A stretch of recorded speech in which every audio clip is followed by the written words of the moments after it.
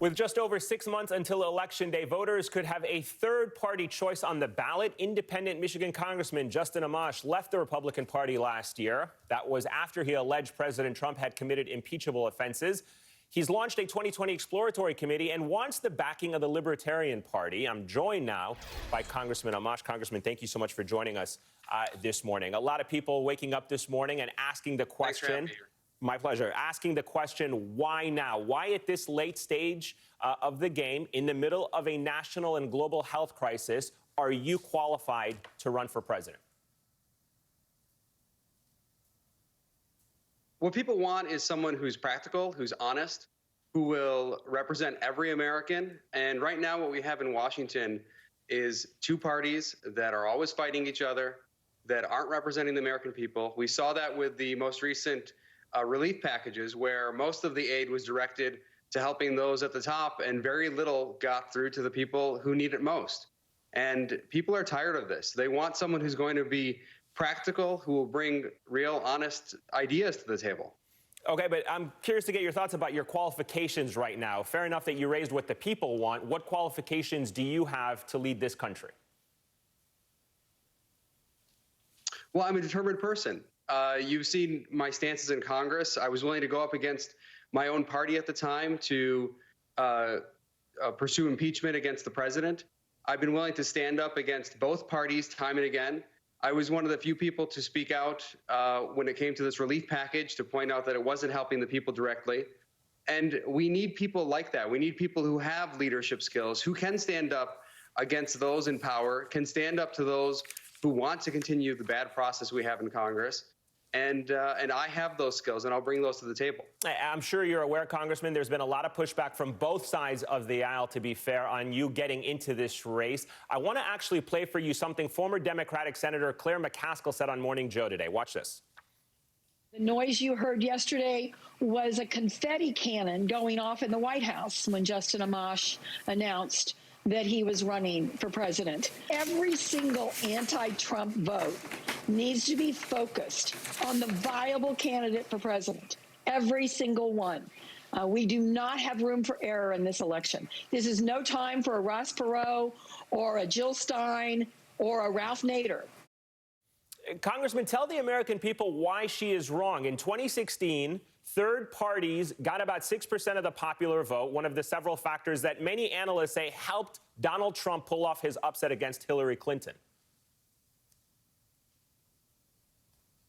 Well, I think there's a factual mistake there. I mean, we don't know who people will vote for. It's impossible to say whether more people will vote for Biden or Trump if I'm in the race or not in the race. So I think there's a big factual issue there. But more important, we want to give the American people more choices. This is about democracy. It's about representative government. And the idea that we're going to tell people, hey, we can't have another choice on the ballot because it might upset one or the other candidate, that's pretty ridiculous. And I will hear from lots of Trump supporters as well who say, oh, you're helping Joe Biden. So it really cuts both ways, but we really need to be honest about this. If people want to vote for someone, they should vote for that person. And if they don't want to vote for that person, don't vote for that person. But don't attempt voter suppression, essentially, by denying people more candidates on the ballot. That seems really ridiculous and, frankly, anti-American. Well, but the bottom line of this, though, Congressman, people vote based on who represents what they care most about and these issues. So where is your base of support? It's hard to see how you would get any any Trump voters, since, as you mentioned, you have been an outspoken critic of the president. But let's be honest, you're also a conservative who voted against Obamacare. You're against universal health care. You're anti-abortion. You don't exactly line up with Joe Biden or the Democratic Party either. So people are going to vote on the issues that matter to them. And I'm asking you, there doesn't seem to be a lot of people who are lined up with where you stand on these issues. Actually, I think you're making the case for the candidacy. There are millions of Americans who aren't represented by either Donald Trump or Joe Biden, who aren't represented by the Republicans or the Democrats. And those millions of Americans deserve a choice on the ballot. And it's pretty silly to say, well, we shouldn't allow another candidate to be on the ballot. We just want to have these two candidates. And in fact, the way we got Donald Trump is because every Republican who didn't like Donald Trump was told insistently, they were told, you must vote for Donald Trump because he's the Republican nominee and you have to vote for the Republican. Similarly, people are being told today on the Democratic side, you have to vote for Joe Biden, and Republicans are being told you have to vote for Donald Trump again.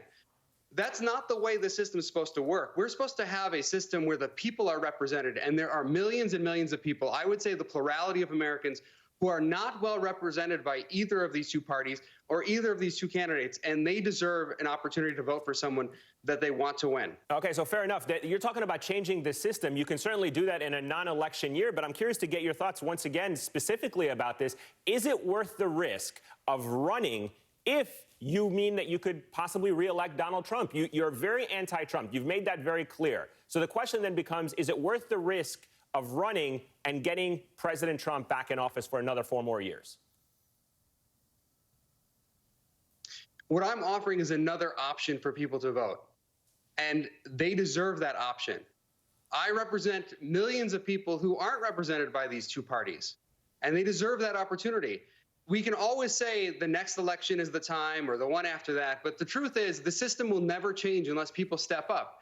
And we've seen time and again throughout history, people step up who were told this is not the time, whether it was Barack Obama or dozens of other candidates throughout history. So we need to have the opportunity to vote for the person we want to win. And if people don't want that person to win, then don't vote for that person. It's actually a very simple process. We should be expanding the ability for people to vote. We should be finding ways to make it easier for people to access ballots and vote, not more difficult. And this idea that we want to have fewer candidates makes things difficult for people. It reduces their choices, and that's not the American way. All right, so let me ask you really quickly about libertarians, because as you know, they're obviously for limited small government, but many argue this is the exact time where people need government more so than ever. How would a libertarian solve the current pandemic that we're in, both financially and from a health perspective? Well, from a health perspective, you have to give more flexibility to people who are on the ground. This idea that you're going to control everything in Washington and have a few people get in a room and decide how the whole country operates is patently absurd. You can't have that kind of understanding of what's going on the ground in various counties throughout the country in one room. So you have to allow people to make decisions on the ground. The White House can help coordinate things, of course, and it can provide guidance. I think that's really important. But you have to leave it more to people at home and in the states especially to make determinations about where the need is greatest and what they need.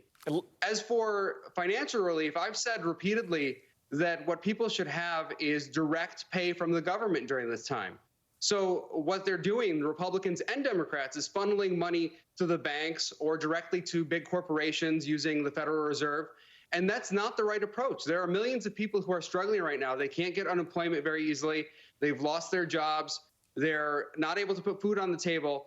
And the government is telling them, oh, we'll just give you one $1,200 check, instead of having a system where they can get a monthly distribution from the government to make it through this crisis. Yeah, I was going to say, but that doesn't necessarily sound like limited government when you're having the government pay folks a lot of money throughout the course of this crisis, which a lot of people argue say is exactly what should happen. No, it is limited government. If I might interject, it is limited government, because what the government is doing right now is spending $3 trillion, but it's funneling it in all sorts of different ways. And it's a convoluted, crazy scheme. And you're adding a lot of transaction costs in the way of getting aid to people who need it. What a limited government person would say is, if the government's going to be involved in this sort of way, what we want to do is get government out of the way as much as possible. Give money to the people and let them make a decision about how they spend it. And let me ask you, as you go forward in making your decision as to whether or not you've run, have you reached out to people to gauge whether or not you will have the financial support needed to compete in a race of this magnitude? Have you gotten any, even without naming names, but have you gotten any major financial donors lined up? No, I haven't asked major financial donors, because that's not the point of this race. The point of this race is to represent the people, and there are millions of people who want another option, and I'm very confident we can raise the money. When I've run for Congress many times, it's not been based on a whole bunch of big financial donors. It's largely been small donors. As we've seen in this current cycle, most of my donations have come from very small donors, and it will continue to be that way, and I'm proud of running a race where we get the support of millions of small donors. Congressman Justin Amash, sir, thank you very much for joining us this hour. We hope that you'll come back and join us when you make that final decision, sir. Thank you.